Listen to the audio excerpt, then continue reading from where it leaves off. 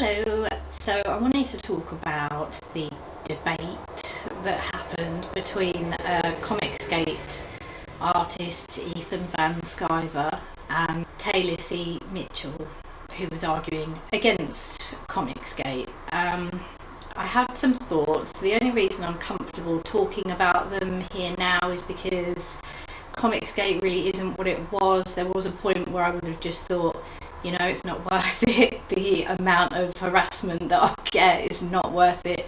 But I very much doubt that I will get any because it's dwindled so much. I've been watching Comicsgate creators for a long time. If you don't know what Comicsgate are, I'll link a video in the description, because if you already know, it gets annoying hearing it over and over, so I'll link something down below. But I've been watching their movement for a long time, and I've watched them descend into infighting and seen them virtually fall apart. So I was kind of intrigued to see a debate between them and someone who was against it, because, you know, I'm human. I was curious because I feel like I know a lot of their talking points. It was going to be hosted on a channel called Forced Adversity, which I also watch. And I mentioned to him my concerns, that I felt like Ethan was just going to decide that he had won anyway.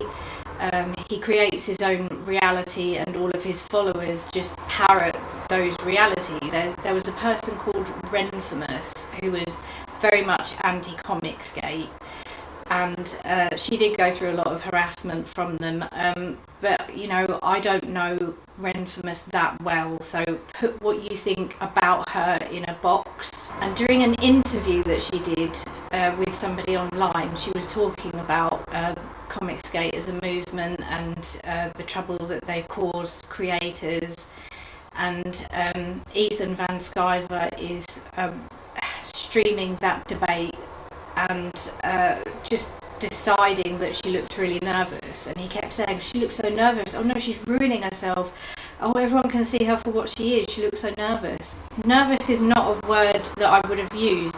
It was just a person talking, and she was saying things that Ethan didn't like, and therefore she was nervous to Ethan, therefore she was ruining her reputation by doing this. He just decided his reality. So I commented on the channel that was originally going to host the debate, and I said that I wasn't sure what good the debate would do, and he said that he wasn't trying to change his followers' minds, in which case the only thing I can think is maybe it's to show outsiders that they are a problem.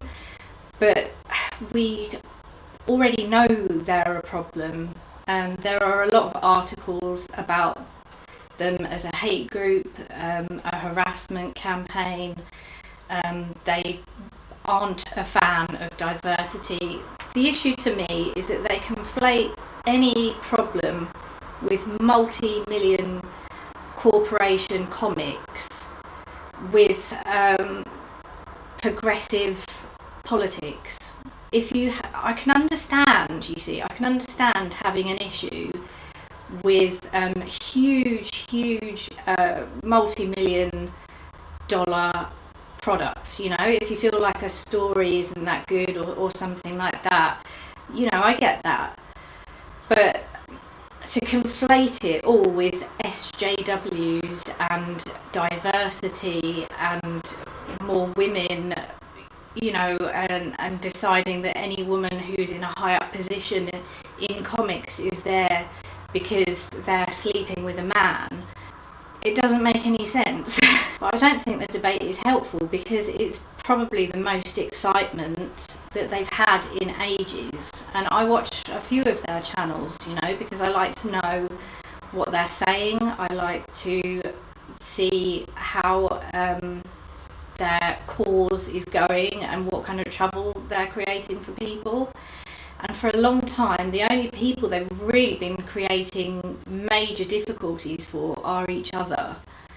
They've devolved into these ridiculous arguments between each other But whenever they receive a lot of attention and criticism from outside, it's like a plant being watered, you know. They can go back to their narrative of the SJWs are really after us. You know, they've been floundering for a long time. There are probably about 4 or 5, maybe even 6 big creators who make any real money off of Indiegogo campaigns, and the rest, they get peanuts, which is fine. You know, there's nothing wrong with doing creative stuff and getting peanuts for it.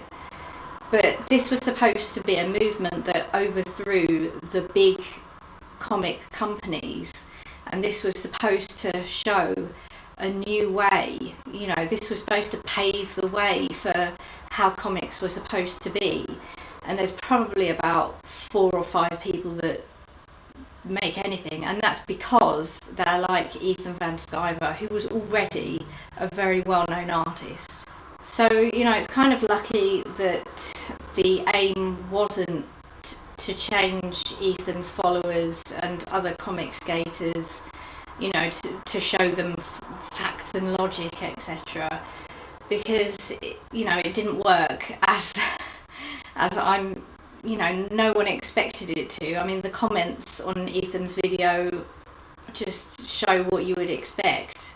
Perhaps it's because I have an issue with debates in general, as a means of getting a message out anyway. You know, debates are fine by themselves, but if you're really trying to get outside people to change their mind, it can happen. I know it can happen, but there's just so much I feel is an issue. I think if you can explain your point clearly, if YouTube is your thing, make a video about it, you know.